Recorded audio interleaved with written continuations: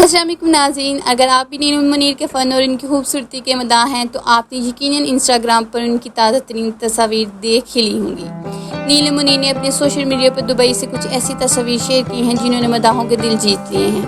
पहले जून में इनका ब्लू एरा का लुक सामने आया और अब इन्होंने इन माई पिंक एरा लिख कर इतनी प्यारी तस्वीर पोस्ट की हैं कि हर तरफ से नीलम मुनीर की ही बातें हो रही हैं। अगर तस्वीर को देखा जाए तो नीलम मुनीर पिंक कलर की इस खूबसूरती रवायती फ्रिंज वाले आउटफिट में बेहद प्यारी और निखरी निखरी लग रही है।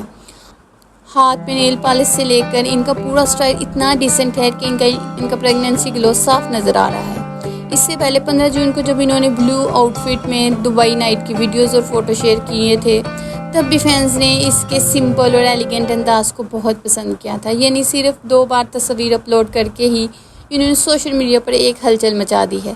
सोशल मीडिया पर लोग ना सिर्फ इनके इस खूबसूरत अंदाज की तारीफ़ कर रहे हैं बल्कि इनके लिए और इनके आने वाली ज़िंदगी के लिए ढेरों दुआएं भी दे रहे हैं। नीलम हमेशा से ही अपनी पर्सनल लाइफ को बहुत प्राइवेट रखती, इसलिए जब भी इनकी तरफ से ऐसी प्यारी सी झलक सामने आती तो फैंस के लिए वो किसी सरप्राइज़ से कम नहीं होती।